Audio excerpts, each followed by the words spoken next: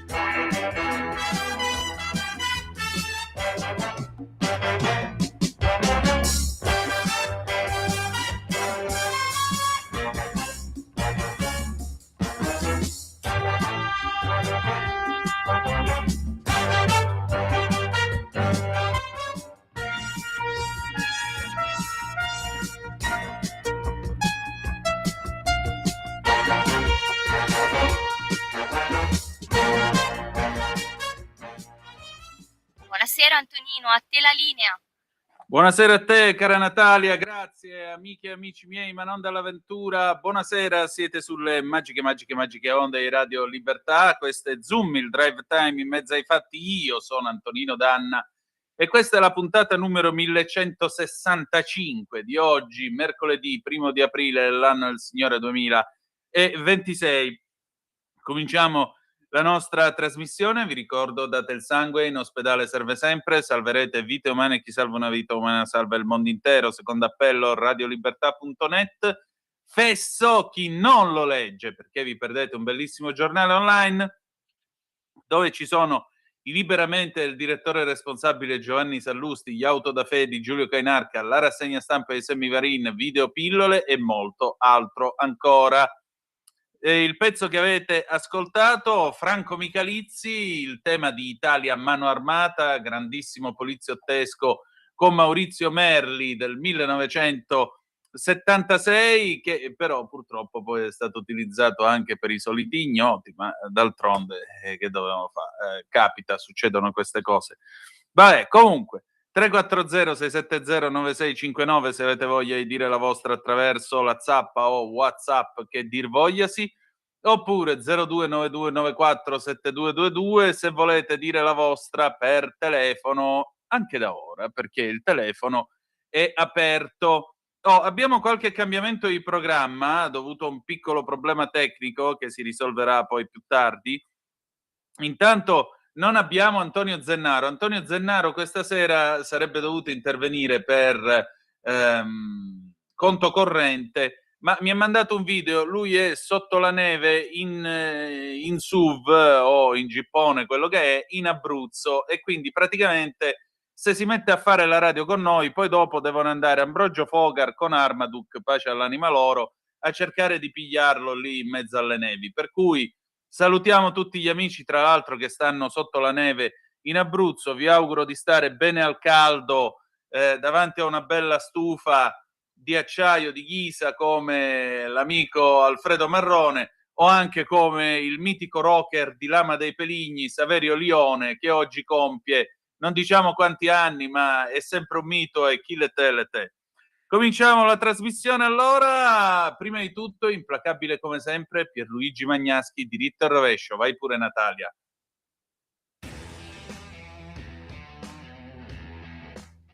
L'Iran si sta preparando allo scontro frontale con gli USA ed Israele da almeno un quarto di secolo. Gli USA invece sembrano che siano entrati in guerra contro Teheran senza aver preparato bene questa loro colossale operazione militare. Gli iraniani, oltre a difendersi con missili in grado di raggiungere Londra, infatti contro ogni previsione hanno recentemente colpito la grandissima base militare americana dell'isola di Diego Garcia nell'Oceano Indiano, che ha 4.500 chilometri di distanza. Adesso gli iraniani puntano anche sugli strumenti finanziari. Infatti le petroliere che sono autorizzate ad attraversare lo stretto di Hormuz debbono adesso pagare un pesante pedaggio che non è più espresso in dollari come un tempo, ma in yuan, cioè nella valuta cinese. È questo un attacco in piena regola contro l'egemonia del dollaro che sinora sembrava inscalfibile. Accanto ai petrodollari di sempre stanno quindi emergendo i Petro One, cioè una vera e propria alternativa finanziaria.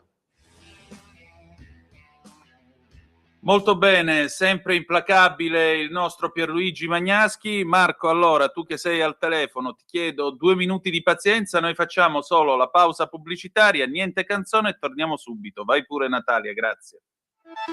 Stai ascoltando Radio Libertà, la tua voce libera, senza filtri né censure, la tua radio. Lo amiamo perché ci offre sempre le cose più buone e naturali. Linea Alberto Acerbis! Anche tu da qualche tempo hai quei fastidiosi dolori alle spalle, alle ginocchia, ai gomiti, alle anche e il tuo medico le ha classificate come artrosi?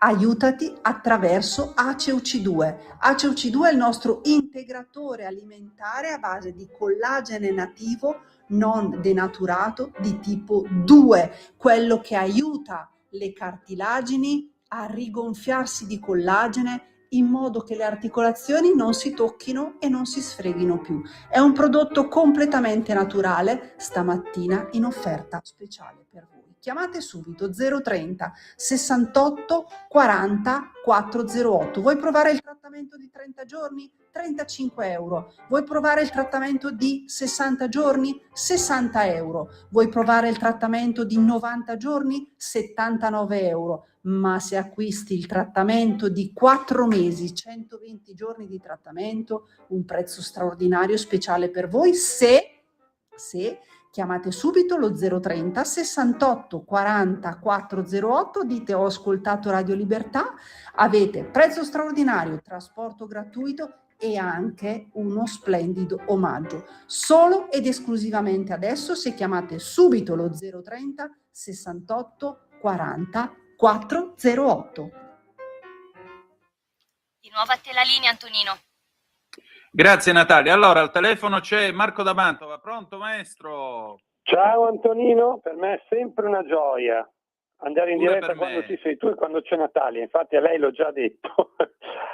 Hai voglia, Allora, hai voglia. purtroppo quello che dice Magnaschi è una grandissima verità e non è da adesso che lo si dice, che c'è un attacco contro l'egemonia del dollaro e dell'Occidente, e l'Iran mica per niente è uno dei paesi principali dei BRICS, anche perché fornisce il 50% del suo petrolio alla Cina, quindi è un paese produttore di armi a basso costo, perché produce i droni per sé, produce i droni anche per la Russia, per tanti altri paesi probabilmente. I missili americani costano $1.000.000, i droni kamikaze che fanno in Iran costano 30-40 mila euro, mi sembra l'uno, non vorrei sbagliarmi. Anche meno, tra i 5 e i 18, circa 18.000 costano, praticamente quanto un'utilitaria.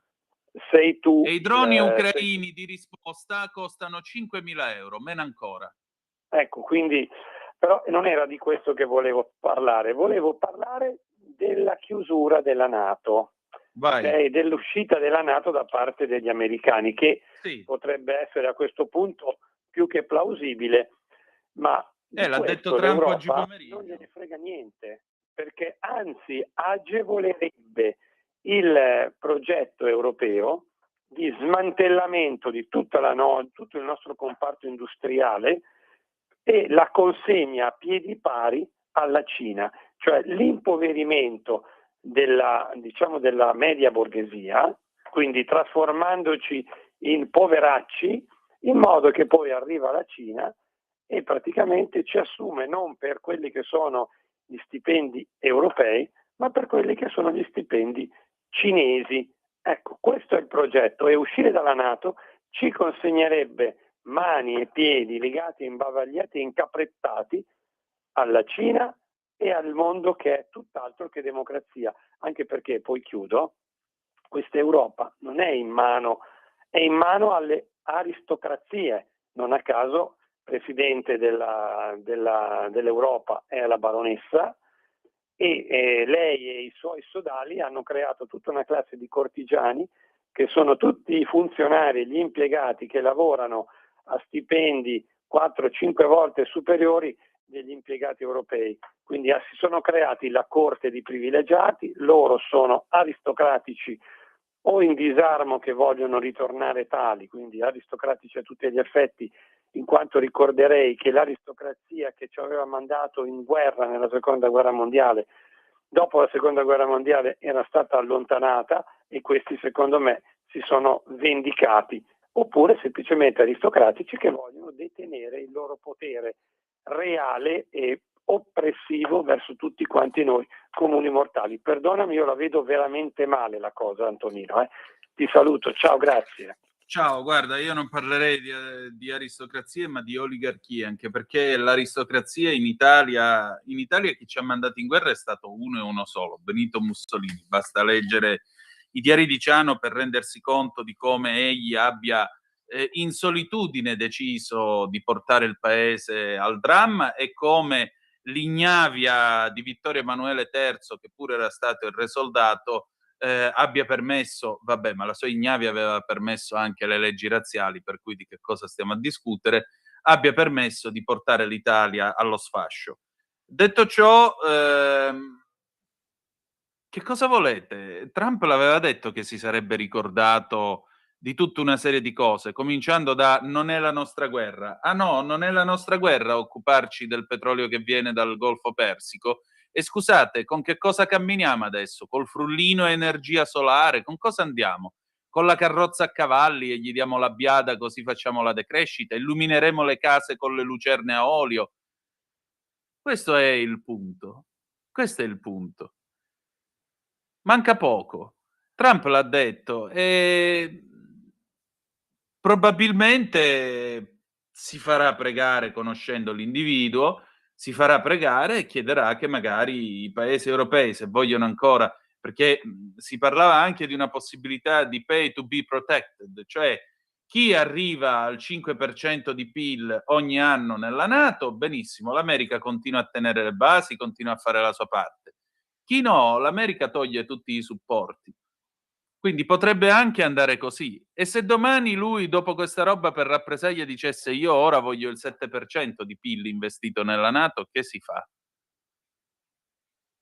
Chi prima non pensa, in ultimo sospira, dicono dalle mie parti. Ma adesso, visto che parliamo di questa guerra, io ho il piacere di presentarvi il dottor Danny Citrinowicz, che è un ricercatore dell'Istituto per la Sicurezza Nazionale israeliano, e in particolare lui è un ha fatto parte dell'intelligence della difesa israeliana, ha avuto delle posizioni di comando, è stato anche capo della sezione Iran nella divisione ricerca e analisi dell'intelligence della difesa israeliana, ha avuto rapporti, era il rappresentante della divisione negli Stati Uniti, e da ultimo, appunto, dopo questi 25 anni passati tra gli 007 israeliani, lui oggi si occupa di Iran presso l'Istituto Nazionale di Studi di Sicurezza. Noi abbiamo parlato un paio di giorni fa. Io vorrei che voi ascoltaste questa intervista, perché vi renderete conto che probabilmente questa guerra ha due facce. Su un piano militare probabilmente sta andando bene, come potrebbe non andare bene. davanti alla potenza militare che è impegnata. Il problema è che non ha raggiunto gli obiettivi, soprattutto politici, che si era prefissa, almeno secondo quanto dice Citrinowicz. Adesso noi faremo come al solito, Natalia manderà la parte in inglese, quando io porrò una nuova domanda, lei stopperà l'audio e io vi leggerò la traduzione. Vai pure Natalia, grazie.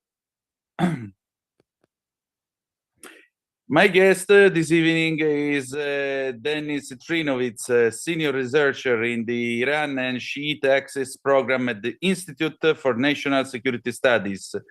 Citrinowicz served 25 years in a variety of command positions units in Israel Defense Intelligence, IDI, including as the head of the Iran branch in the Research and Analysis Division, RAD, in the Israeli Defense Intelligence and as the division's representative in the United States. First of all, welcome and thank you for your time and for your attention.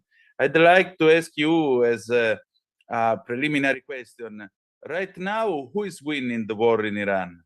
Because, you know, here in Italy, many TVs, many news magazines, they seem like supporting an Iranian victory, but I believe Iran is not winning this war. Thank you for having me. I will say that we have to differentiate between operational, maybe win or lose, or a strategic one. Operationally, definitely, Israel and the US have the upper hand. They're using the air superiority and the intelligence penetration to the Iranian leadership to actually degrade the Iranian conventional buildup, decapitating senior leadership, and undermining the regime in general. Unfortunately, strategically, the regime is, I will say, winning but not losing, meaning that the regime is utilizing its asymmetric capabilities, attacking Israel, Gulf states, and the US presence in the region, and of course, controlling the Hormuz Straits. And is not being toppled. And this was the main purpose of this war, to create the conditions to topple this regime, and the regime is still there. So if I'll sum it up, Israel and the US have operational achievements, but they are not accumulating into strategic gain that could lead to toppling this regime. And if this war will end tomorrow, then definitely the regime will have the upper hand in terms of its ability to control the Hormuz Straits, to have the enriched uranium, but with a big caveat, because this regime has mounting problems in terms of its economy. So even if it will prevail in this war, I don't know how much they're able to sustain themselves with the situation of the Iran economy. So getting everything done, definitely for now, amazing operational achievements. And I think they have the upper hand, but we are not in the end of the war. So this is only summarizing until now. We don't know how things will develop, whether the US is going to invade to Iran, whether they're going to reach an agreement with Iran. So we'll have to do this summary in the end of the war. But for now, this is where we stand. Ecco, allora, io ho presentato il dottor Denis Citrinowicz e gli ho detto vorrei farle una domanda preliminare. Chi sta vincendo la guerra in Iran in questo momento? Perché sa, qui in Italia molte televisioni e giornali sembrano sostenere una vittoria iraniana, ma credo che l'Iran non stia vincendo affatto questa guerra. Risposta: vorrei precisare che dobbiamo distinguere tra la vittoria e la sconfitta a livello operativo e la vittoria a livello strategico. Da un punto di vista operativo, Israele e gli Stati Uniti hanno sicuramente il sopravvento. Stanno usando la superiorità aerea e la penetrazione dell'intelligence per indebolire la leadership, degradare effettivamente il rafforzamento convenzionale iraniano, decapitare vertici e minare il regime in generale. Sfortunatamente, strategicamente, il regime sta, direi, vincendo, ma non perdendo, nel senso che sta sfruttando le sue capacità asimmetriche, attaccando Israele, gli stati del Golfo, la presenza statunitense nella regione e naturalmente controllando lo stretto di Hormuz, e non viene rovesciato. Questo era lo scopo principale di questa guerra, creare le condizioni per rovesciare questo regime, e il regime è ancora al potere. Quindi, per riassumere, Israele e gli Stati Uniti hanno ottenuto successi operativi, ma questi non si stanno traducendo in vantaggi strategici tali da poter portare al rovesciamento di questo regime. Se questa guerra finisse domani, allora sicuramente il regime avrebbe il sopravvento in termini di controllo dello stretto di Hormuz e di uranio arricchito, ma con una grande avvertenza, perché questo regime ha problemi economici sempre più gravi. Quindi anche se dovessero prevalere in questa guerra, non so quanto a lungo gli iraniani riusciranno a sostenersi, vista la situazione dell'economia nazionale. Per ora, dunque, hanno fatto tutto quello che dovevano fare. Sicuramente sono stati ottenuti da parte di Iran, di USA e Israele risultati operativi straordinari e penso che abbiano il sopravvento, ma non siamo alla fine della guerra. Quindi questo è solo un riassunto per il momento. Non sappiamo come si evolveranno le cose, se gli Stati Uniti invaderanno l'Iran o raggiungeranno un accordo con esso. Quindi dovremmo fare questo bilancio alla fine della guerra. Ma per ora questa è la situazione attuale. Vai avanti, Natalia. You spoke about the uranium enrichment. On Saturday, if I well remember, the Times in London wrote about a possible raid of the American Army in order to destroy or to take away the uranium canisters in Isfahan or Natanz or wherever it could be. And the Times wrote that there is the need of a strong intelligence on the field, and this could be the Israeli part of this raid. In which way do you think the Mossad or the Israeli agents may help the Americans? Well, first to explain why it's so important. Because in order to reach a nuclear bomb, you need a fissile material and the knowledge to take the fissile material and transform it to a nuclear device. Now, if you already enrich to 60%, the enrichment from 60 to 90, if you have centrifuges and the infrastructure, is very quickly. You can do that in weeks or even less than that. So this is important because if the Iranians will decide in the end of this war to rush into a bomb because of the war itself and the fact that their deterrence actually collapsed the second time in 8 months, the fact that they have the 60% is important because they still have centrifuges. They can assemble that. So within months, they can have the fissile material to a bomb. It's not a bomb yet, but it's more than 60 or 30% of the way towards a bomb. This is why it's important that when this war will end, the 60%, 440 kills for 6%, won't be in the hand of the Iranians. Now, there are two options to take it. One is political agreement with the Iranians. It won't be easy because it's a radicalized regime, decentralized regime after the killing of Khamenei. So it's not going to be easy to reach an agreement with them, especially when they're thinking they're winning, not losing.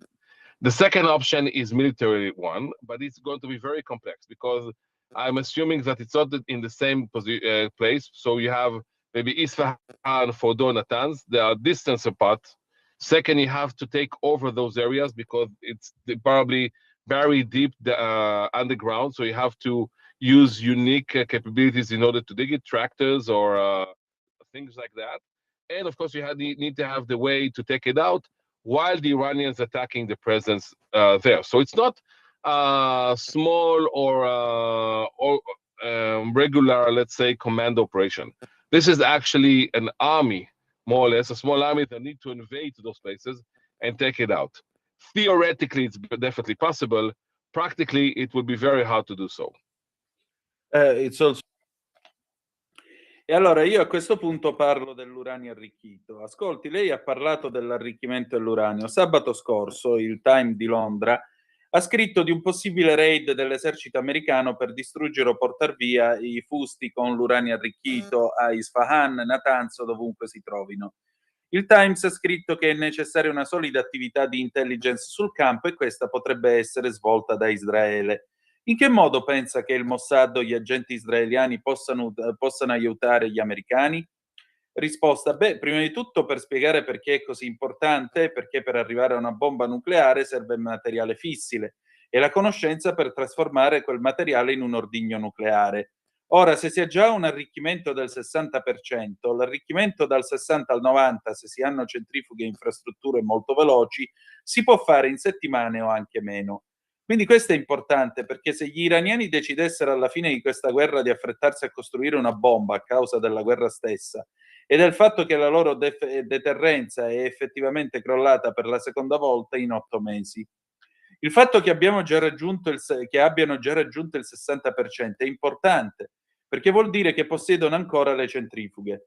Possono assemblare il materiale in modo da poterlo utilizzare entro pochi mesi per produrre il materiale fissile necessario a una bomba. Non è ancora una bomba, ma è già oltre il 60 o 70% del percorso per realizzarla, perché potrebbero fare per esempio una bomba sporca. Ecco perché è importante che quando questa guerra finirà il 60% di 400 questi 460 kg di uranio arricchito al 60% non siano nelle mani iraniane. Ora ci sono due opzioni. Una è un accordo politico con Teheran, non sarà facile perché si tratta di un regime radicalizzato, un regime che si è decentralizzato dopo l'uccisione di Ali Khamenei, la guida suprema. Quindi non sarà facile raggiungere un accordo con loro, soprattutto perché pensano che stanno vincendo, non perdendo. La seconda opzione è quella militare, ma sarà molto complessa perché presumo non tengano l'uranio arricchito nello stesso posto.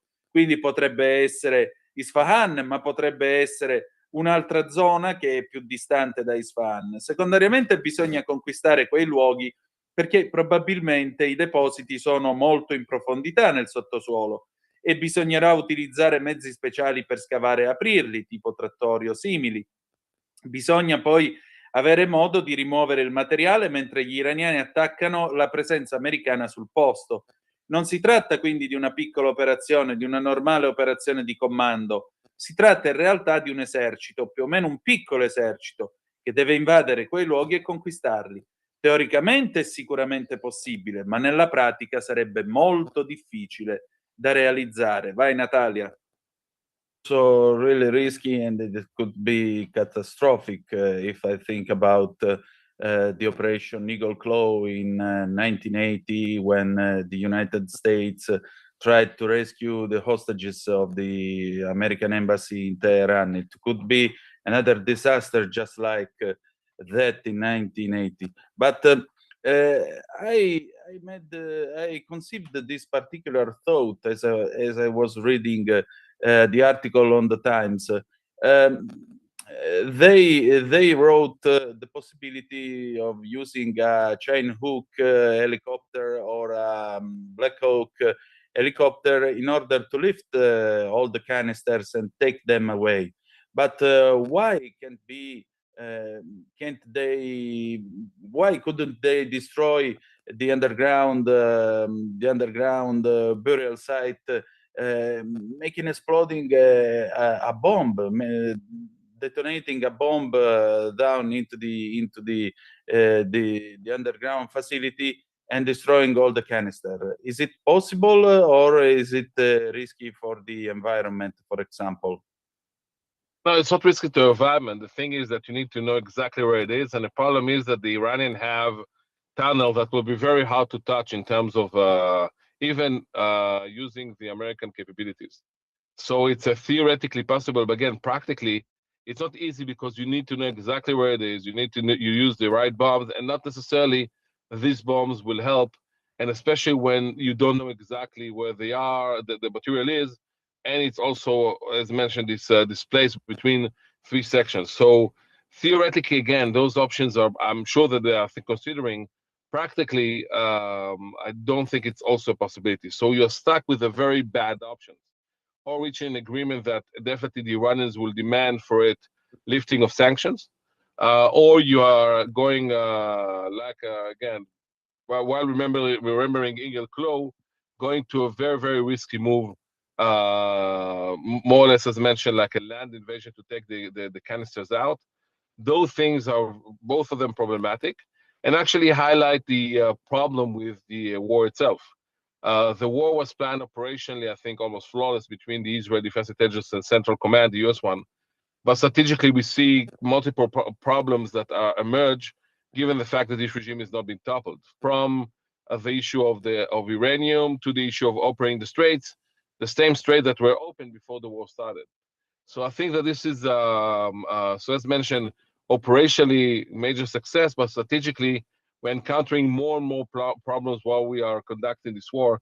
especially the economical impact of the closure of the straits, or actually Iran controlling the straits, on the international economy, and not only connected to oil and gas from fertilizers and other elements. So definitely we have a challenge in deciding how to continue this war. Tonight President Trump spoke. Ecco, io a questo punto we have a challenge in approfondisco the straits, ecco, on the international economy, and not only connected to oil and gas, especially the economical impact. Ecco, allora qui parliamo di So as mentioned, operation. Ti chiedo scusa Antonino, non ti preoccupare.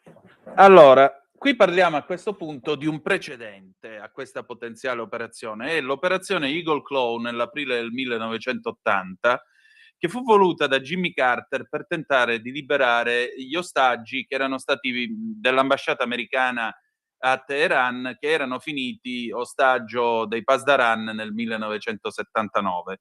Fu un disastro perché intanto gli elicotteri non erano adeguati per l'operazione, si scassarono in mezzo al deserto iraniano e successe un casino. Quello costò tra l'altro la presidenza a Jimmy Carter.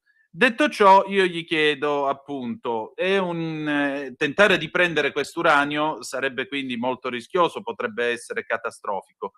Se penso all'operazione Eagle Claw del 1980, potrebbe essere quindi un altro disastro come quello. Però mentre leggevo l'articolo sul Times, leggevo che si è ipotizzata la possibilità di usare un elicottero Chinook. I Chinook sono quelli con 2 rotori tipo guerra del Vietnam, per capirci, o un Black Hawk per sollevare tutti i contenitori e portarli via. Ma perché invece non distruggere il sito appunto di stoccaggio dell'uranio arricchito, facendo magari detonare una bomba all'interno della struttura sotterranea e distruggendo i contenitori? È possibile o è rischioso per l'ambiente, per esempio? Vi prevengo del fatto che ha detto la IEA che non sarebbe né Chernobyl né la bomba di Hiroshima, semplicemente verrebbe fuori un gas benefico, non altro, che però comunque sarebbe letale, ci sarebbe una dispersione di materiale nell'atmosfera. No, non è rischioso per l'ambiente, mi risponde Citrinowitz. Il punto è che bisogna sapere esattamente dove si trova il deposito. Il problema è che gli iraniani hanno dei depositi molto difficili da raggiungere, anche utilizzando le capacità americane, cioè le bombe bunker buster, quelle che vanno giù anche per 60 metri. In teoria dunque è possibile, ma ripeto, in pratica non è facile perché bisogna sapere esattamente dove si trova. Bisogna usare le bombe giuste e non è detto che queste bombe saranno d'aiuto, soprattutto quando non si sa esattamente dove si trovano e dove si trova il materiale. Ed è anche, come abbiamo già detto, diviso in 3 sezioni. Quindi in teoria, ripeto, sono sicuro che i militari stiano prendendo in considerazione queste opzioni. In pratica non credo siano neanche una possibilità. Quindi ci si ritrova bloccati con opzioni molto negative, oppure si raggiunge un accordo che sicuramente gli iraniani richiederanno per ottenere la revoca delle sanzioni. Oppure ancora, come già detto, si potrebbe pensare a una mossa molto molto rischiosa, più o meno come abbiamo accennato, a un'invasione di terra per neutralizzare i contenitori dell'uranio. Sono tutte opzioni problematiche che mettono in luce anche il problema della guerra stessa. La guerra è stata pianificata, a mio avviso, in modo quasi impeccabile dal punto di vista operativo tra l'intelligence della difesa israeliana e il comando centrale statunitense. Ma a livello strategico emergono molteplici problemi, dovuti al fatto che questo regime non viene rovesciato. C'è anche poi la questione dell'uranio e quella del controllo dello stretto di Hormuz. Lo stesso stretto che era aperto prima dell'inizio della guerra e che ora è chiuso. Penso, come già detto, che si tratti di un grande successo a livello operativo per i colpi militari che sono stati assestati, ma a livello strategico stiamo incontrando sempre più problemi mentre conduciamo questa guerra, soprattutto per quanto riguarda l'impatto economico della chiusura dello stretto di Hormuz, o meglio del suo controllo da parte dell'Iran, e i suoi effetti sull'economia internazionale. Non è una questione legata solo a petrolio e gas, ma anche per esempio ai fertilizzanti o ad altri elementi. Quindi senza dubbio siamo davanti a una sfida nel decidere come proseguire questa guerra. Vai avanti, Natalia. tonight, President Trump spoke about a possible regime change that, in his opinion, has yet happened in Iran. But the consequent question is, who is ruling this country? Because Mojtaba Khamenei, we don't know nothing about his fate. We don't know nothing about his destiny. What about President Pezeshkian? For example, a couple of weeks ago, I read that he had an idea to resign and to fly away to Pakistan or to India, but he has no Mojtaba to offer his resignation.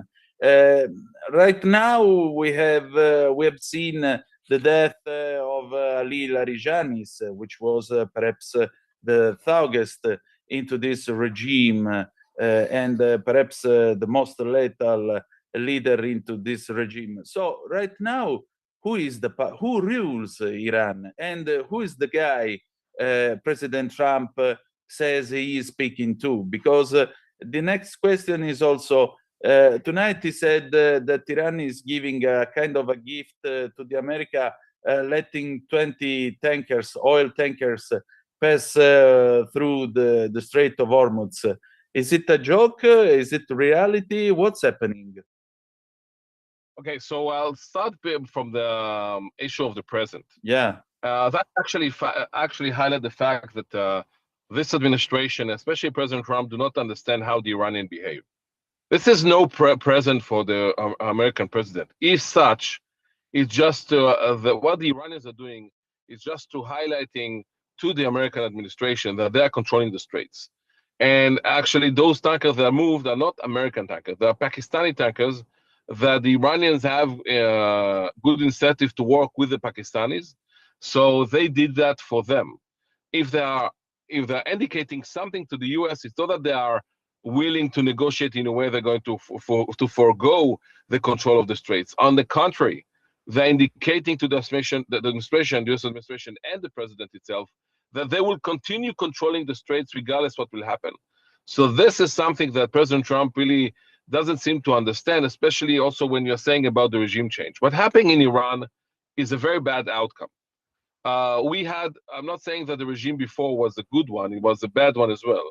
But it was a centralized government or regime that actually run by the Supreme Leader Ali Khamenei, and everything was decided through him. So it was very easy. You had the Supreme National Security Council agreeing on something and then coming to approve that with the Supreme Leader. He decided, and that's it. What we have now in Iran is very decentralized system that actually controlled heavily by the Iranian Revolutionary Guard Corps, the IRGC, meaning that we see the IRGC commander Ahmad Vahidi, and of course the Khatam al-Anbiya commander Ali Abdullahi, that used to be a senior IRGC commander. He's actually running the campaign itself. So those two are extremely important. There is another element that President Trump related to. His name is Muhammad Bakr Ghalibaf. He's the Speaker of the Majlis and used to be a senior commander of the IRGC. Used to be the commander of the Air Force of the IRGC. Now, President Trump thinks that he can do business with him. He's like a Delcy Rodriguez of Iran. The truth is actually not exactly as President Trump describing. Actually, Ghalibaf is a very extreme guy. And even if he can show some compromises, he'll have to prove that with the IRGC. Even more than that, Mujtaba is alive, but nobody probably is seeing him because of the security surroundings. So they want to make sure that nobody will kill him. And in order to connect between him and the leadership, the military one, they appointed a guy called Mohsen Rezai that used to be the IRGC commander for 16 years.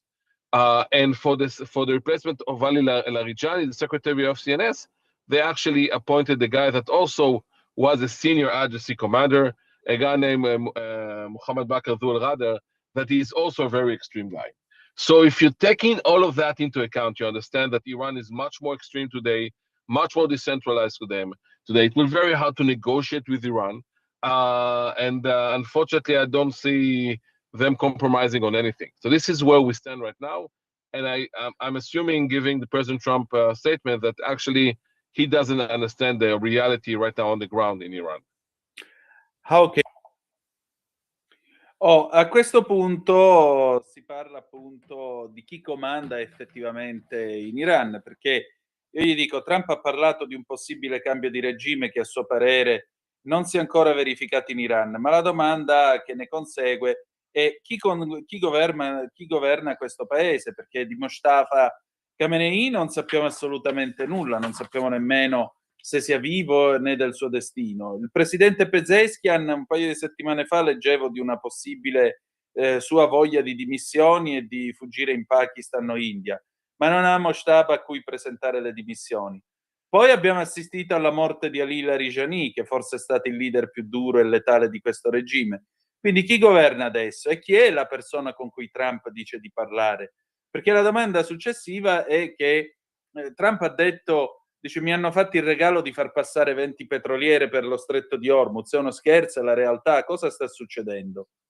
E allora Citrinowicz mi risponde, questa amministrazione, in particolare il presidente Trump, non comprende il comportamento degli iraniani. Il fatto che passino le petroliere non è un regalo per il presidente americano, anzi ciò che gli iraniani stanno facendo è semplicemente di dimostrare agli americani di avere il controllo dello stretto di Hormuz. Nella realtà le petroliere che sono state spostate non sono americane, sono pakistane e gli iraniani hanno un buon interesse a collaborare con i pakistani e lo hanno fatto per loro. Se stanno inviando un messaggio agli Stati Uniti non è certo quello di essere disposti a negoziare rinunciando al controllo di Hormuz. Al contrario, stanno indicando all'amministrazione e al presidente stesso che continueranno a controllare lo stretto a prescindere da ciò che accadrà. Questo è un aspetto che il presidente Trump sembra proprio non comprendere, soprattutto in relazione al cambio di regime. Quello che è successo in Iran è qualcosa di pessimo, non sto dicendo che il regime precedente fosse buono, anche quello era cattivo, ma era un governo centralizzato, di fatto guidato dalla guida suprema Ali Khamenei. Tutto veniva deciso tramite lui, quindi era molto semplice. Prima il Consiglio per la sicurezza nazionale si accordava su qualcosa, poi lo sottoponeva all'approvazione di Khamenei padre. Lui decideva e finiva lì.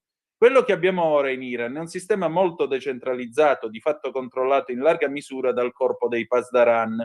Ciò significa che c'è il comandante delle guardie rivoluzionarie, cioè i Pasdaran, Ahmad al-Walidi, e ovviamente c'è anche un altro comandante, Ali Abdullani, che in passato era alto comandante delle guardie rivoluzionarie. È lui che sta effettivamente guidando la campagna militare. E poi questi due sono estremamente importanti. Infine c'è una terza persona con cui Trump ha un rapporto ed è Mohammed Ghalibaf, che è il presidente del Parlamento iraniano. In passato è stato un alto comandante delle guardie rivoluzionarie. Ora, se il presidente Trump pensa di poter fare affari con Ghalibaf, trattarlo come fosse una Delcy Rodriguez iraniana, si sbaglia di grosso. Questo perché Ghalibaf è un tipo molto estremista e anche se riuscisse a mostrare qualche compromesso dovrebbe poi parlarne con i Pasdaran. Inoltre Moshtaba Khamenei è vivo, ma probabilmente nessuno lo vede a causa delle misure di sicurezza in vigore. Vogliono assicurarsi che nessuno lo uccida e per fare da tramite tra lui e la leadership, quella militare, hanno nominato un certo Mosè Razei, che è stato comandante dei Pasdaran per 16 anni, e per sostituire Ali Larijani, il segretario del Consiglio nazionale di sicurezza, hanno nominato un altro ex comandante dei Pasdaran, un certo Mohammed Bakr, anche lui un estremista. Quindi, tenendo conto di tutto ciò, si comprende che l'Iran oggi è molto più estremista e decentralizzato e sarà molto difficile negoziare con esso. Purtroppo non li vedo disposti a scendere a compromessi sul nulla. Ecco a che punto siamo adesso e presumo, viste le dichiarazioni di Trump, che in realtà non comprenda cosa sta succedendo in Iran. Come si rovescia un regime del genere? In teoria sì, se si continua con questa campagna per un altro mese o un mese dopo ancora con i raid aerei. E ovviamente ci vuole l'impiego di truppe sul terreno, che non significa schierare 10.000 soldati, ma un numero enorme. Bisogna ricordare che in Iran non esiste un'opposizione credibile, né una leadership in grado di prendere il controllo. Teoricamente dunque sarebbe possibile il colpo di Stato se si espandesse e si allargasse la campagna. Il problema è che non credo che Israele e gli Stati Uniti siano disposti a farlo. Quindi quello che stiamo vedendo ora è che il presidente Trump deve decidere se porre fine a questa campagna con un accordo che dovrà mostrare dei compromessi con l'Iran, negoziando ovviamente con lo stesso regime che voleva rovesciare, oppure se estende la campagna invadendo l'isola di Karg e forse anche lo stretto di Hormuz. L'isola di Karg è dove c'è il terminale del petrolio iraniano, da dove si esporta il 90% del petrolio iraniano. Il problema qui è che si tratta di una mossa rischiosa. Anche se si conquistassero quei territori, l'Iran potrebbe non capitolare, la situazione si aggraverebbe, la guerra si protrarrebbe ulteriormente. Quindi al momento non ci sono opzioni buone o cattive. L'opzione peggiore è che non si riesce a rovesciare questo regime, per cui bisogna decidere se negoziare, come hanno tentato di fare gli americani, o colpirlo, diciamo così, dall'alto. Ma il problema è che alla fine vedremo anche gli Houthi, che sono i proxy in Oman, interagire di più, chiudendo lo stretto di Bab el-Mandeb, quello che dà l'accesso al Mar Rosso, dove c'è la nostra marina militare, per dire. E quindi il prezzo aumenta sempre di più e non ci sono buone opzioni. Allora bisognerà comunque prendere una decisione. Vai Natalia. Can you topple this kind of regime? Well, theoretically you can, if you are continuing this campaign for month more from the airstrikes, and of course using boots on the ground in a way they're not talking about 10,000 troops, but they're talking about massive number of troops. And you have to remember that there's no viable opposition in Iran, no leadership in Iran that can take control. So theoretically you can, if you're expanding the campaign and extending it. The problem is that I don't think that Israel and the US are willing to do so. So what we are seeing right now is President Trump need to decide whether to end this campaign with an agreement that will have to show compromises with Iran and, of course, negotiating with the same regime he wanted to topple, or to extend the campaign by invading to Kharg Island, to the Hormuz Straits. The problem is that it's a risky move. It may, even if you'll take those places, Iran won't capitulate. It will escalate the situation, the war, and the war will be prolonging. So, so there are no good enough bad options right now. There are bad and worse option. If you cannot topple this regime, so you have to decide whether you're going to negotiate with it, like the Americans trying to do, or attacking it from the land. But the problem is that eventually you'll see the Houthis interacting more, closing Bab el-Mandeb Straits. So the price, the influence for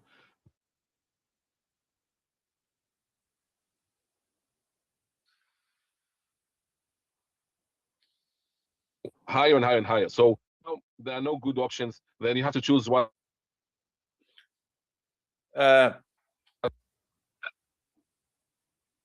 Last question. What about Israel? Should this war end in a couple of weeks, just like President Trump says? What kind of Persian Gulf are we going to see? Well, let's divide it by two. For Israel, it's all about destroying Iran infrastructure. So Iran won't pose a threat to the state of Israel. But if the war will end today with uranium and the forced buildup of, yes, we degraded the capabilities, but they will build it. So definitely it's not the final round between Israel and Iran, probably. In terms of the Gulf states, they're in a very problematic situation. There are no good options for them because they didn't want the war, and they knew why, because they knew they're going to pay a price for it. But they were, of course, surprised from the overwhelming attacks by the Iranians. And they are in a problem because if the war will end right now, they'll have to interact with a very extreme regime. If they want the regime to change its course, then you have to have regime change. That it's not on the cards right now, but if it will happen, the implication of that, like refugees and others, the Gulf states will have to pay for that. Even more than that, they are not retaliating towards Iran right now because they're afraid that Iran can inflict more damage on them, attacking the energy facilities, but also the salinization capabilities. So I think that for them, and they don't think that they can make a change. We have the US and Israel attacking Iran. What difference did it make if they will attack it? So I'm not saying they're not going to attack Iran, but even if they'll do so, it will be very symbolic. So the bottom line of things for them, they don't have anything good in the future regarding the development of the war. We see cracks between the Gulf states. You have Qatar, Oman, and Kuwait on one side, want to end this war. The UAE and Bahrain are very active against Iran, at least in terms of what they're declaring. And you have Saudi Arabia that I think is playing a dual game. They are leaking that they want to compare to enhance, while working behind the scene with the Pakistanis to stop the war. Definitely, when the war will end, they will have to rethink about the strategy, whether it's good to have US bases in the region because the Iranians use that as an excuse to attack them.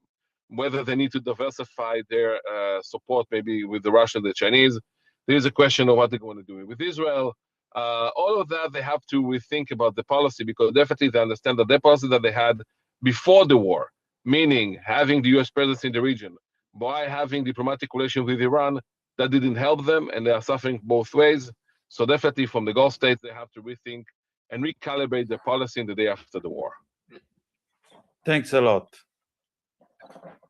Ecco, questa è l'ultima domanda. Israele, questa guerra potrebbe finire in un paio di settimane, proprio come dice Trump, e che Golfo Persico vedremo? Beh, col tempo vedremo, insomma. Dividiamo però in due la risposta a questa domanda. Per Israele l'obiettivo è distruggere le infrastrutture iraniane. In questo modo l'Iran non rappresenterà più una minaccia per Gerusalemme, ma se la guerra finisse oggi con l'uranio e naturalmente con il problema degli stretti, sì, abbiamo ridotto le capacità militari degli iraniani, ma loro le ricostituiranno.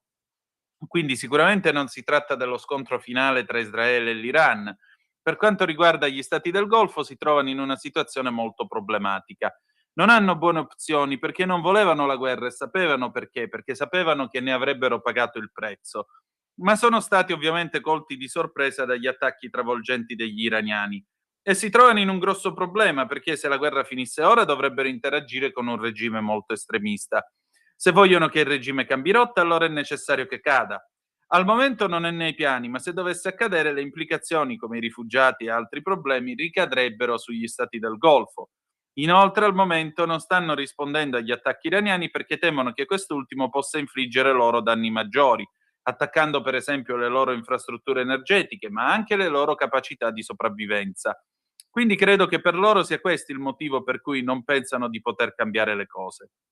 Abbiamo Israele e Stati Uniti che attaccano l'Iran. Che differenza fa se lo attaccano o meno? Non sto dicendo che i paesi del Golfo attaccheranno insieme a loro e colpiranno anch'essi l'Iran, anche se oggi pare che gli Emirati Arabi Uniti stiano seriamente pensando di farlo. Ma anche se lo facessero sarebbe un gesto puramente simbolico. In definitiva, per loro non ci sono prospettive positive per il futuro per quanto riguarda gli sviluppi della guerra. Si notano delle crepe tra i paesi del Golfo. Da un lato ci sono Qatar, Oman e Kuwait che vogliono porre fine alla guerra. Dall'altra gli Emirati Arabi Uniti e il Bahrain sono molto attivi contro l'Iran, almeno a giudicare dalle loro dichiarazioni. E poi c'è l'Arabia Saudita, che a mio avviso sta giocando una doppia partita. Fanno trapelare informazioni sulla loro volontà di collaborare con gli americani per rafforzare la loro posizione, ma dietro le quinte lavorano con i pakistani per fermare la guerra.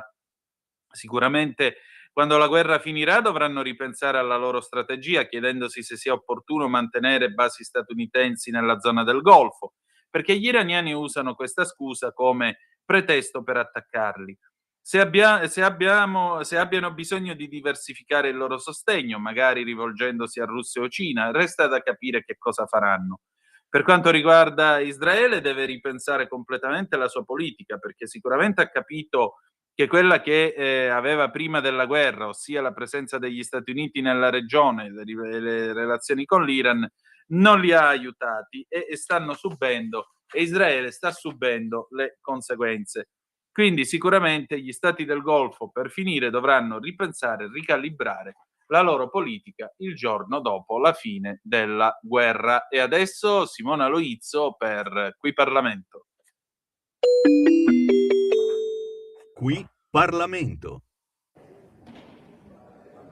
Carissimi colleghi, le liste d'attesa non sono un problema prodotto da scelte convincenti o di questo governo, Da tecnico e politico, e come sappiamo e sapete tutti, giudico le liste di attesa un equilibrio fragile tra la domanda di prestazioni, l'appropriatezza prescrittiva, la capacità produttiva delle singole aziende e delle singole regioni e l'organizzazione dei singoli servizi che nelle liste d'attesa esprimono tutta la fragilità di garantire il diritto alla salute. Trattarle come fa l'opposizione, ovvero come un bersaglio mediatico, non aiuta, come non aiuta ricondurle a presunte inadeguatezze istituzionali, ignorando la complessità di contesto. Finalmente con questo governo abbiamo regole chiare, risorse stanziate sulle liste attesa, piattaforma di monitoraggio. Noi stiamo riportando lentamente le liste di attesa nei limiti di un governo ordinario e non emergenziale, come tanti ministeri hanno fatto, e non ignoriamo assolutamente le criticità che pure esistono, ma stiamo costruendo una cornice programmatica che per la prima volta rende stabili, omogenei, misurabili e sostenibili gli indicatori di funzionamento delle liste attesa. La piattaforma nazionale delle liste attesa è un passo metodologico prima che tecnologico per seguire i dati, e noi del gruppo Lega da tempo diciamo quanto importanti siano i dati sanitari per farli diventare pubblici. È una scelta di trasparenza mai fatta finora e che va riconosciuta a questo governo e soprattutto non sminuita in procedimenti anacronistici e senza senso. Condividiamo che la centralità delle liste d'attesa ambulatoriali spesso hanno marginalizzato le liste invisibili di alcune prestazioni, come le cure palliative o come quelle di salute mentale, ma tutto è migliorabile. Non si agisce sempre per il meglio, ma si cerca di fare il meglio, soprattutto su priorità istituzionali e razionalmente perseguibili. Evitiamo le proposte di cretinismo pirotecnico. Noi ricerchiamo un equilibrio tra le linee di azione nazionale e quelle regionali. Ignorare che alcune competenze operative sono di carattere regionale significa ignorare un assetto secondo il quale abbiamo regioni in linea di sistema e regioni inadeguate alla gestione delle liste attesa, atavicamente disorganizzate, ma che solo da un confronto serio, equilibrato con il governo possono uscire dallo stallo politico organizzativo dei loro sistemi sanitari regionali. Qui Parlamento. Allora, a questo punto noi recuperiamo anche, e ringraziamo l'onorevole Loizzo per il suo intervento, noi recuperiamo anche la puntata di Contare i passi di lunedì scorso che non abbiamo potuto mandare in onda. Carla De Bernardi torna stasera, completiamo con lei il cammino di Santiago arrivando direttamente al faro di Finisterre. Noi ci diamo appuntamento domani alle 18:15 trattabili sulle magiche onde di Radio Libertà. Grazie per essere stati con noi e ricordate che the best is yet to come, il meglio deve ancora venire. Vi ha parlato Antonino Danna, buonasera. E allora, oggi eccezionalmente al mercoledì torna elegantemente vestita la nostra Carla De Bernardi, e quest'oggi dove ci porti, Carla? Allora, quest'oggi vi porto da Santiago a Finisterre a piedi, perché dopo il viaggio intero di 800 chilometri io c'ero andata in pullman. Sì. Mi sembrava di averlo detto. Aspetta che mi soffio il naso. Prego. Ecco, e invece sono tornata a Milano il 15 ottobre di quell'anno e il 30 di dicembre sono ripartita perché volevo andare a Finisterre a piedi. C'ero andata appunto con l'autobus, ma volevo andarci a piedi. Sì. Quindi arrivo a Santiago il 28, 29 dicembre, il 30, non mi ricordo, no, il 28 dicembre, perché ci volevano 4 giorni per andare a Finisterre, perché sono 90 chilometri. Se vuoi facciamo come al solito che guardiamo le immagini. Sì, Ti ho mandato prima di tutto la credenziale. Ecco, questo però è la credenziale del Cammino di Assisi, ma immagino che quella di Compostela sia uguale. No, è che mi sono sbagliata perché siccome ne ho tante di credenziali, volevo mandarti quella giusta e ti ho mandato questa, ma non importa. Qua si vede come è fatta una credenziale, cioè che ha tutti i timbri, tappa per tappa, che sono quelle che testimoniano che tu sei arrivato a piedi e che sei un pellegrino e ti consentono di usufruire dei vantaggi del pellegrino, e cioè, come si dice, mangiare al menù del pellegrino, dormire negli ostelli. Tu se arrivi senza credenziale non ti fanno dormire in un ostello di solito, non è neanche vero che ti mandano via, però insomma se tu non riesci a dimostrare che stai viaggiando a piedi, in teoria tu potresti arrivare in un ostello in pullman e se non hai la credenziale fingere di essere arrivato a piedi. Ecco, se sei arrivato in pullman o in macchina o in moto non puoi dormire negli ostelli. La credenziale attesta che tu stai arrivando dalla tappa precedente, no? Cioè in ogni tappa ti danno un bel timbrino e alla tappa dopo il timbro precedente fa testo sul fatto che sei arrivato a piedi.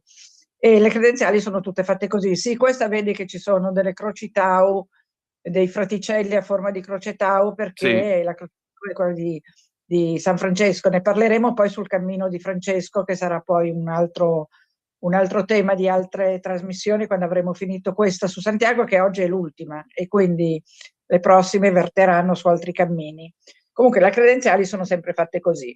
Guardiamo un po' le foto che poi ti racconto man mano che le vediamo. Intanto ci dovrebbe essere un gruppo di persone. Vediamo un po' questo gruppo se lo troviamo. I miei occhi. No, gruppi di persone non ne ho. Come no? No. Non te l'ho mandato? No. Ho vabbè, delle persone sulla spiaggia a Finisterre. Quella è la spiaggia di Finisterre, poi ci arriviamo. Ecco. Partiti da Santiago eravamo in 8, sì. C'era Sedre Valla con me, la mia attuale vicepresidente dell'Associazione Amici del Monumentale, con cui ho viaggiato per tanti cammini. Poi adesso lei non viaggia più perché c'ha male alle ginocchia, non ce la fa più. Io spero di invece di farne ancora. E poi c'erano questi altri amici, tra cui il fondatore dell'Associazione Movimento Lento, di cui sono fondatrice anch'io. Io non ne faccio ancora parte, ma non sono attiva, mentre loro continuano a essere molto attivi in questa promozione di viaggi a piedi in bicicletta. Sono quelli che hanno creato il Cammino di Europa, da Santiago a Europa, nel Biellese, che ho fatto io e di cui parleremo un'altra volta. Insomma, c'erano Alberto e Susanna, che sono i fondatori di questa associazione. Eravamo in 7-8 fondatori, tra cui io per l'appunto. E siamo partiti da Santiago, con un sole molto forte. Era il 28 dicembre, eravamo arrivati in aereo ovviamente. 28 dicembre partiamo con il sole e appena arriviamo nel primo villaggio, aspetta, intanto ti devo dire che nel frattempo a Santiago avevano aperto l'alberghe San Lazzaro, giù davanti alla caserma dei pompieri, diciamo alla periferia di Santiago, prima di salire a Santiago Vecchia, dove c'era la caserma dei pompieri, dove c'era la famosa pulperia, dove abbiamo mangiato arrivando alla fine del viaggio. L'albergo San Lazzaro era appena stato aperto, era un grande albergo, un grande ostello per pellegrini, con una cucina, mi ricordo, tipo una cucina da grande albergo, quindi attrezzatissima. Ci siamo fatti gli spaghetti, eravamo questo gruppetto, c'era anche qualche altro pellegrino, abbiamo fatto tutti gli spaghetti in allegria e la mattina dopo siamo partiti dalla cattedrale e c'era il sole, faceva caldo. Poi però alla prima tappa, che non mi ricordo quale fosse, però forse riesco a dirtelo, alla prima tappa, al primo stop che ci siamo fermati in un bar per mangiare qualcosa, mo te lo dico, ecco, pane, formaggio, frutta, a Trasmonte, perché abbiamo attraversato diversi villaggi, i nomi erano piuttosto suggestivi perché uno si chiamava Ventosa, l'altro Agrapesado, Trasmonte, insomma erano dei paesi molto piccoli. In uno di questi ci siamo fermati in un bar a mangiare, abbiamo preso pane, formaggio, frutta, eccetera, eccetera, caffè. Quando siamo usciti da questo bar, improvvisamente era scoppiato l'inferno. Faceva un freddo terribile e pioveva di rotto. Da quel momento in poi ha piovuto fino a Finisterre, non ti dico altro. Quindi noi che eravamo partiti baldanzosi col sole, dicendo che bello, vediamo, faremo il viaggio col caldo. Usciti da questo bar dopo 10 chilometri abbiamo beccato questa pioggia che non ci ha più mollato e che in alcuni punti era veramente molto molto forte. Quando siamo arrivati a Finisterre eravamo fradici, poi te lo dico quando ci arriviamo. Allora, prima tappa, siamo arrivati in un paese che si chiama Negreira e lì avremmo passato la notte. Lì abbiamo dormito, abbiamo mangiato, siamo ripartiti la mattina dopo e siamo arrivati in un posto che si chiamava Marognas. Questo posto mi è rimasto impresso nella mente e ti dico perché. L'albergo era molto piccolo, era una casa colonica molto carina in pietra, ristrutturata, e dall'altra parte della strada c'era un ristorante, un bar. Siamo arrivati tutti contenti e abbiamo scoperto che nell'ostello non c'era il riscaldamento. Faceva un freddo cane. Siamo andati, abbiamo attraversato la strada, siamo andati al bar dove sapevamo che c'erano i proprietari e gli abbiamo chiesto di accendere il riscaldamento. E questi disgraziati ci hanno detto che era rotto, cosa che non era vera, era chiaro che non era vera, che mentivano. Però abbiamo dovuto incassare. Abbiamo passato una notte infernale, ma morendo di freddo. Ma prima ancora gli abbiamo chiesto se potevamo mangiare qualcosa lì al ristorante. Ci hanno detto di sì e ci hanno detto che c'era soltanto, come si chiama, una zuppa di verdure. E anche al bar, al ristorante, faceva freddissimo. Gli avevamo detto, ma non potete accendere il riscaldamento almeno qui al bar? E ha detto, no, il riscaldamento è rotto. Anche questo non era vero. Abbiamo fatto un casino della Madonna perché la zuppa di verdura al freddo, dormire al freddo ci sembrava veramente una cosa insopportabile, tant'è che a un certo punto si sono non impietositi, ma hanno capito che non potevano insistere col fatto di non darci da mangiare e farci morire di freddo e ci hanno fatto delle cotolette e siamo andati a dormire. Faceva, ti assicuro, un freddo, poi eravamo bagnati, per cui per fortuna c'era un camino, ci siamo messi tutti davanti al camino, abbiamo messo la roba davanti al camino ad asciugarsi, ma non si asciugava niente, c'era un'umidità pazzesca. La notte è stata veramente la notte più brutta della mia vita, perché faceva un tale gelo e la roba era tutta umida, per cui niente, non abbiamo dormito praticamente, però c'era una coppia che si amava alla follia, che era dotata, hai presente di quei teli che si usano nelle calamità naturali, quelli dorati, quelli argentati, che tengono caldo? Sì.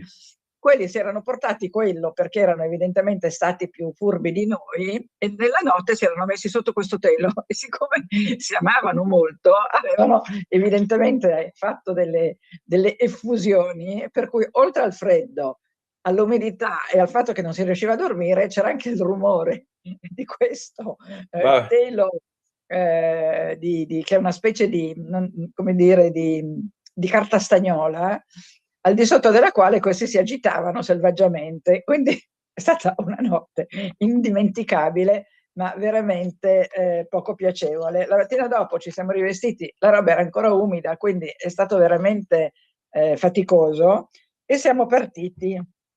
Siamo passati da un vecchio ponte romano, Ponte Oliveira, dove si diceva che Napoleone, ci fosse stata una battaglia con Napoleone, con gente della zona che Napoleone aveva naturalmente vinto, e poi siamo arrivati a un altro ostello in cima a una collina.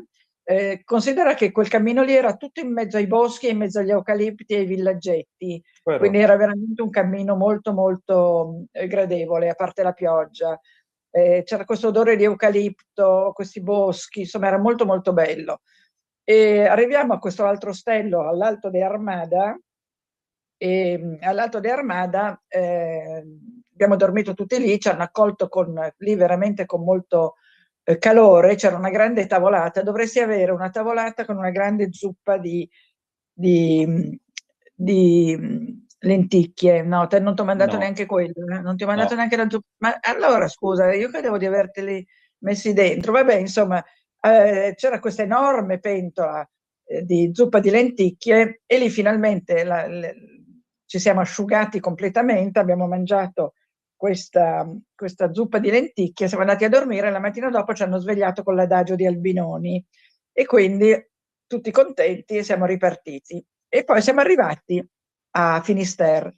Ha piovuto anche tutto il viaggio fino a Finisterre. Fai conto che io mi ricordo che a un certo punto ho girato una curva, avevo come si chiama, la giacca a vento, il cappello, ovviamente non l'ombrello perché sul cammino l'ombrello non si porta, forse avevo una mantella, non mi ricordo, ero intabarrata però per la pioggia, ma quello che non mi aspettavo è che girata quella grande curvona, ero da sola, eravamo sull'oceano ormai, l'oceano che lì si chiama l'Oceano Tenebroso, perché l'oceano dove c'erano a Capo Finisterre era pericolosissimo, c'erano un sacco di naufragi, Oceano Tenebroso, e è arrivata un'ondata dall'oceano, un'ondata enorme che mi ha lavato dalla testa ai piedi, lì proprio senza speranza, e non era la pioggia, era uno scroscio, era un'onda gigante che mi ha preso in pieno, però eravamo per fortuna tutti vicino a Finisterre. Siamo arrivati a Finisterre e ci siamo precipitati a mangiare.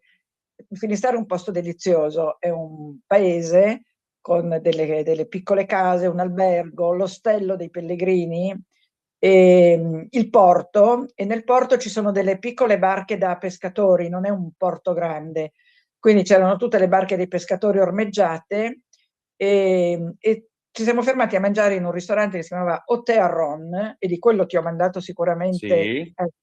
Questo era, vedi, il menù. Alle pareti c'erano tutte dei poster con Audrey Hepburn, cantanti, attori, la Statua della Libertà, e la sala di Hotel Arron la vedi lì sotto, la vedi?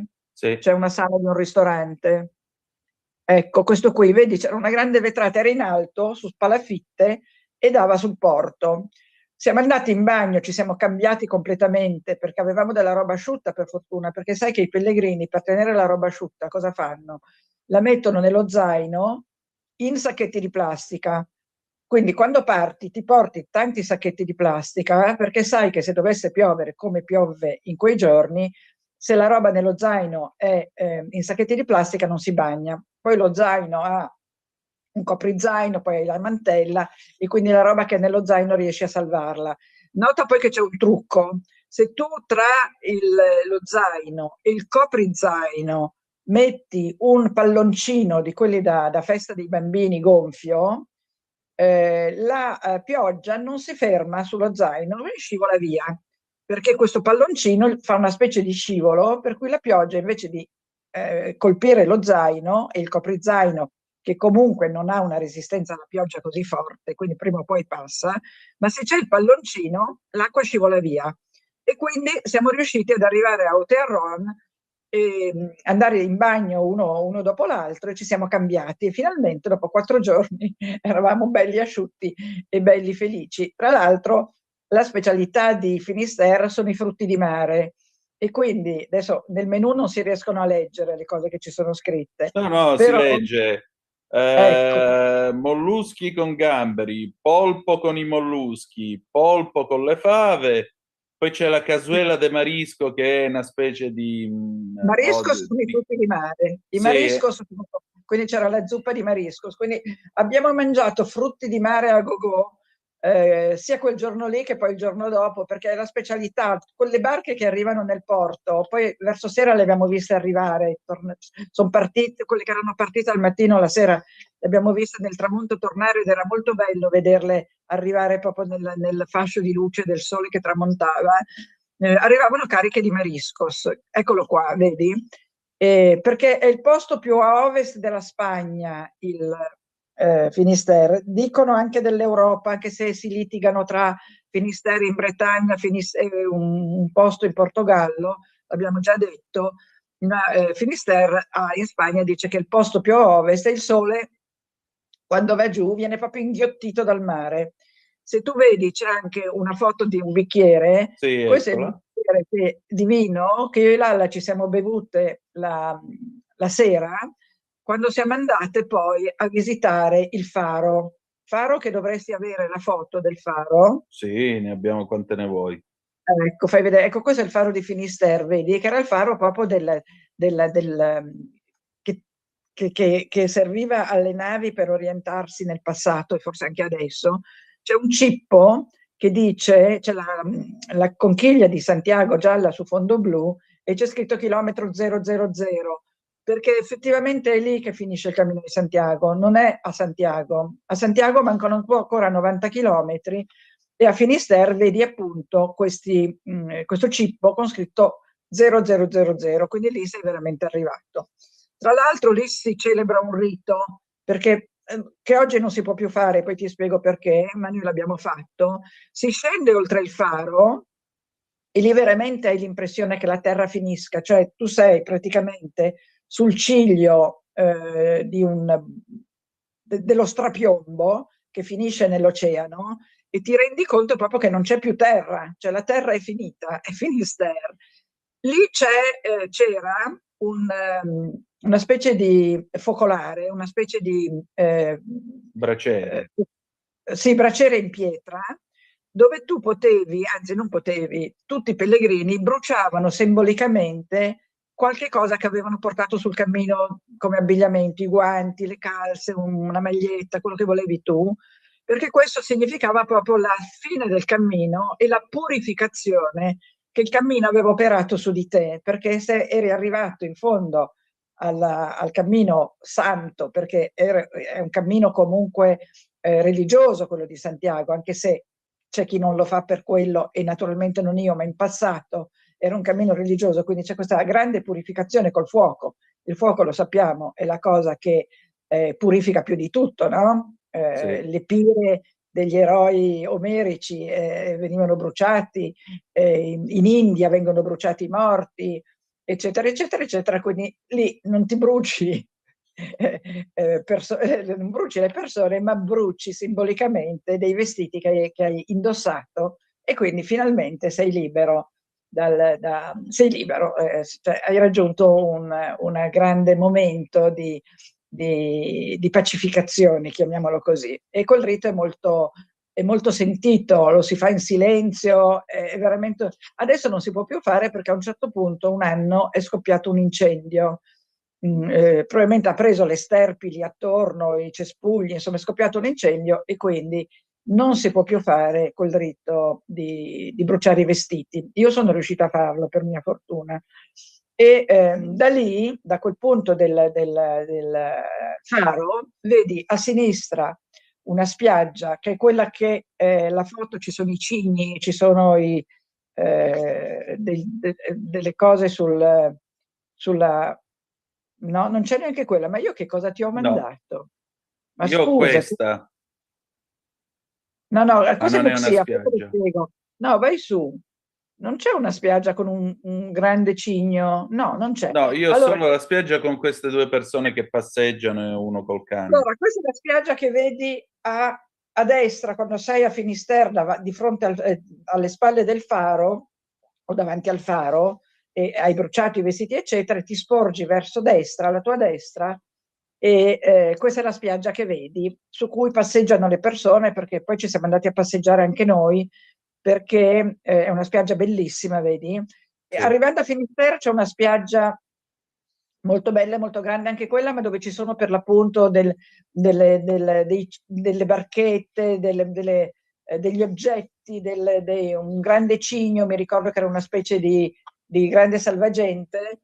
E su queste spiagge i pellegrini antichi trovavano le conchiglie, la cosiddetta concia, che è la coquille Saint-Jacques, quella che noi mangiamo con le capesante. Sì.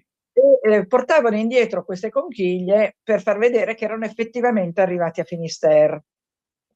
Oggi non le trovi più sulle spiagge perché se ne sono prese tutti i pellegrini del passato, però trovi tante piccole conchigliette, non trovi le grandi conce, però un tempo le si trovavano. Tant'è che la conchiglia di Saint-Jacques, te la danno quando arrivi alla partenza del cammino, te ne danno una, io l'ho portata legata allo zaino per tutto il viaggio e poi in tutti i miei viaggi, perché è proprio il simbolo del pellegrino, la concia di San Giacomo, e la trovi anche in giro in tutte le chiese, nelle cattedrali, c'è sempre Santiago con la concia. Santiago viene rappresentato in diversi modi, o con la concia, o con dei libri, perché era un grande saggio e quindi c'è anche Santiago con i libri, oppure con Santiago Matamoros, Santiago a cavallo che uccide i Mori, ne abbiamo parlato l'altra volta. Comunque la concia è il simbolo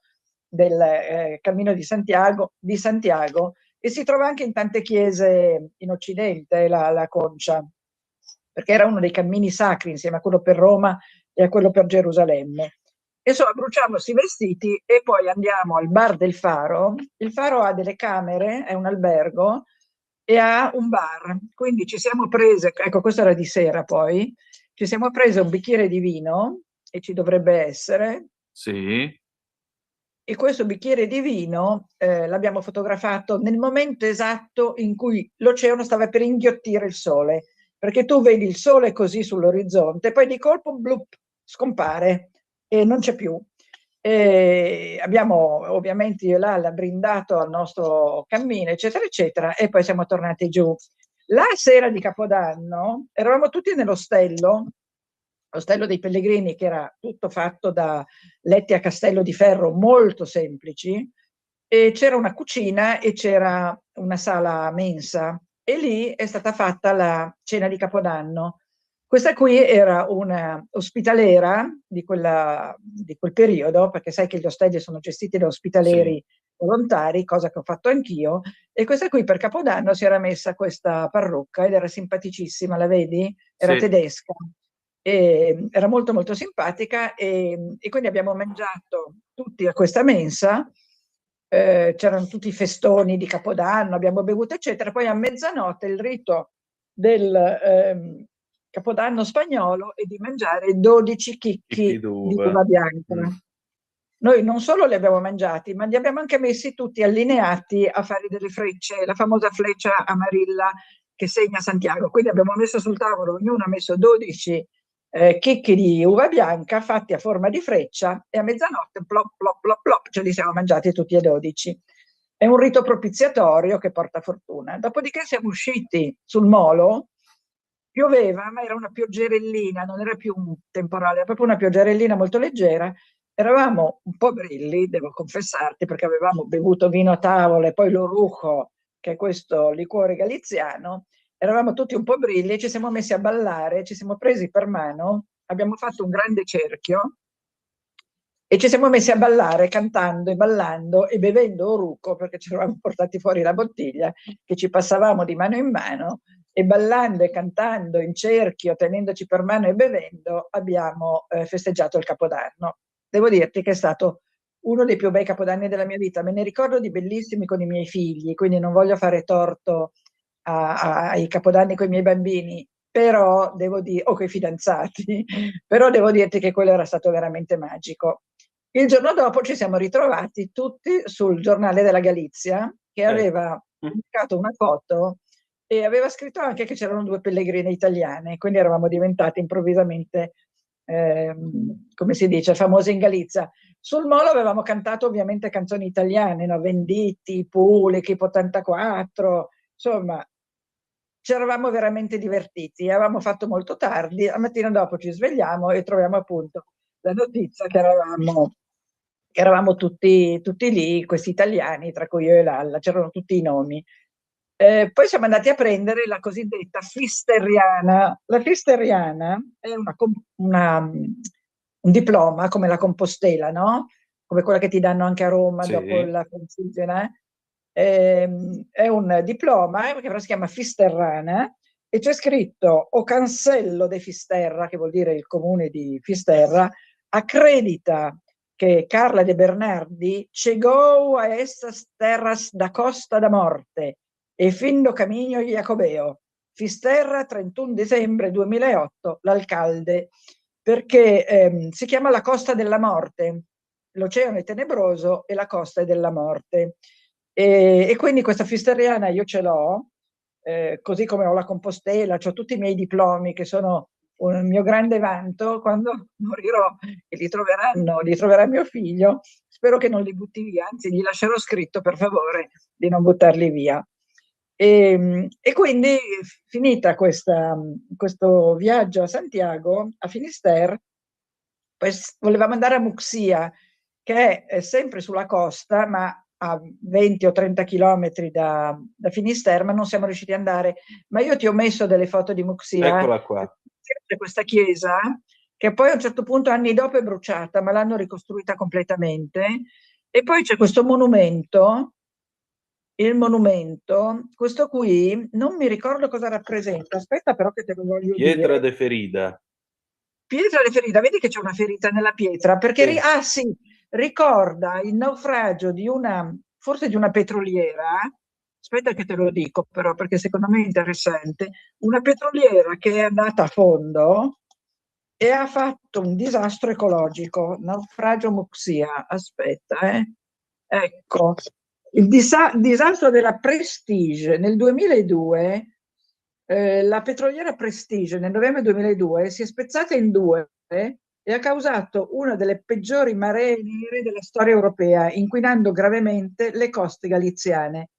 Il monumento La Ferita a Herida è vicino al santuario della Virgen de Barca, che è la Vergine di Muxia, la vedi? Sì. C'è il cippo sempre del cammino. E per commemorare questo disastro ecologico del Prestige, che ha riversato in mare una quantità mostruosa di petrolio.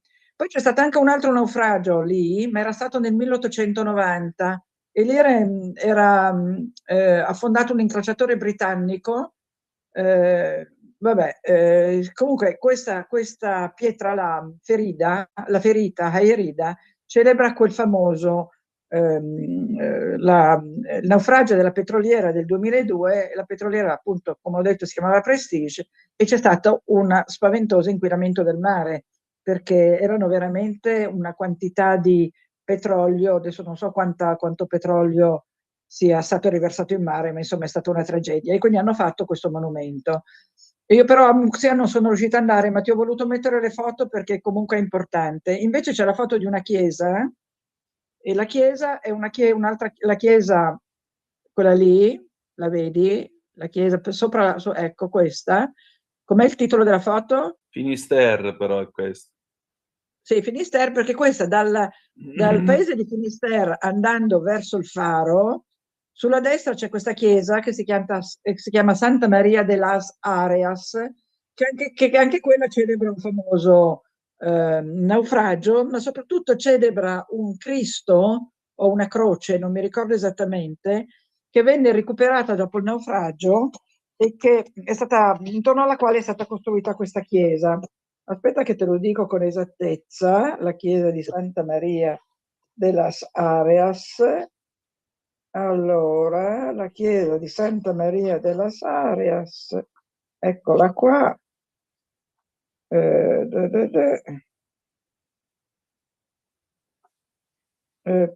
Vediamo se lo trovo nel libro.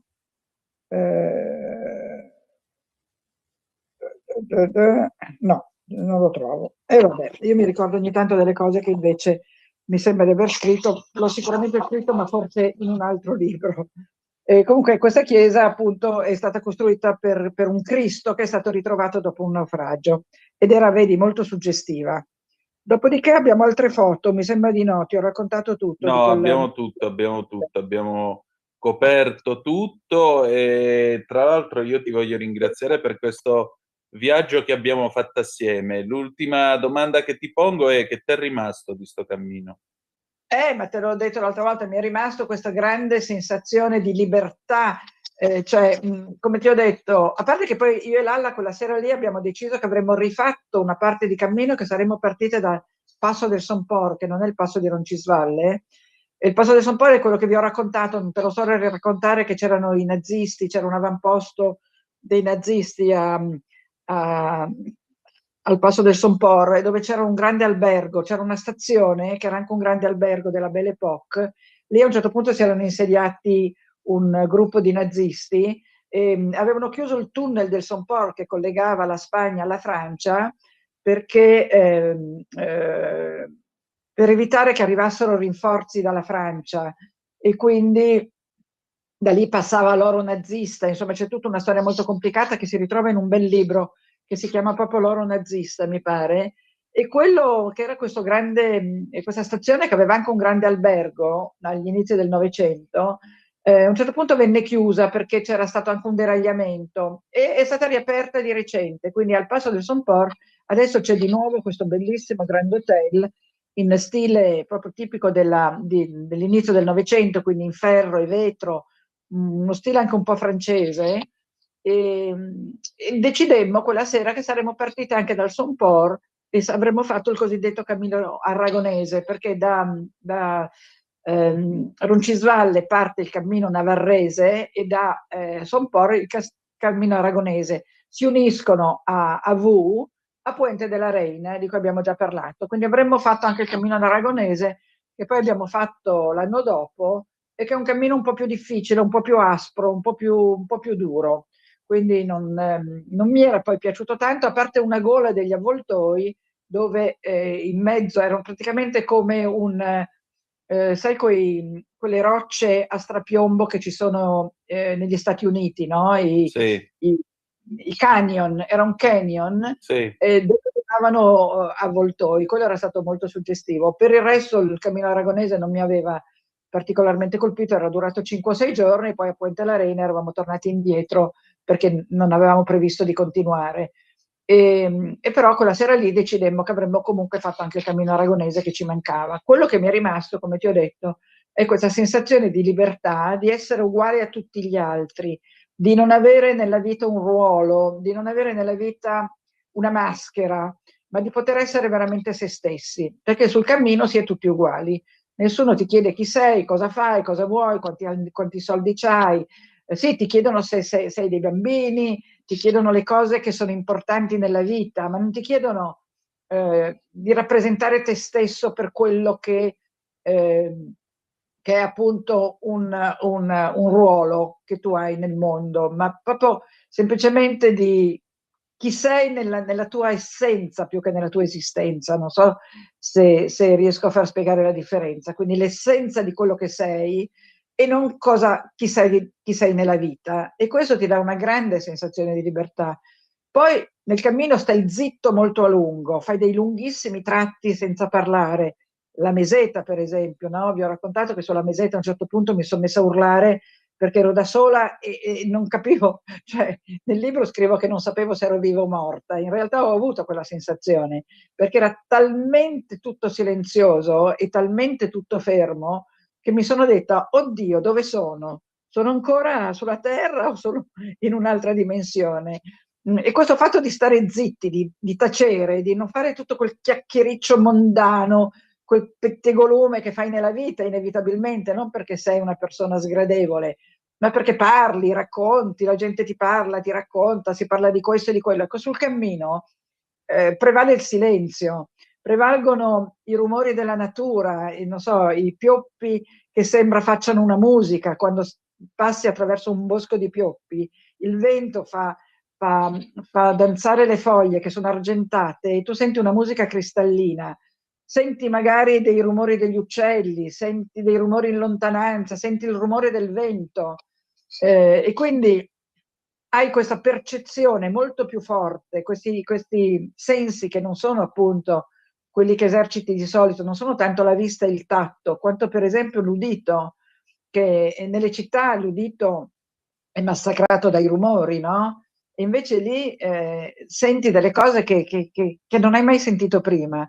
E quindi tutto questo immergersi nella natura, quello vedere proprio l'antica natura onnipossente, come la chiama Leopardi,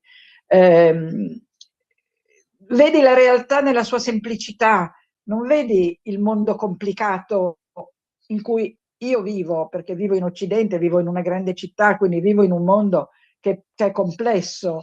Ecco, lì la realtà ti appare nella sua bellezza e nella sua semplicità. E quindi è un altro modo di vedere il mondo. Ecco, questo ti lascia il cammino. Non so se sono riuscita a esprimermi. E meglio non si poteva dire. Allora appuntamento a lunedì prossimo con Assisi. Prossima Pasquetta, io non ci sono. Ah già, è vero, nemmeno noi. Allora ci ritroviamo il 13 di aprile con Assisi. Grazie Carla. Perfetto, grazie tesoro, un bacione a tutti. Buona Pasqua a tutti. Buona Pasqua. Buona Pasqua. Buona Pasqua. Avete ascoltato Zoom, il drive time in mezzo ai fatti.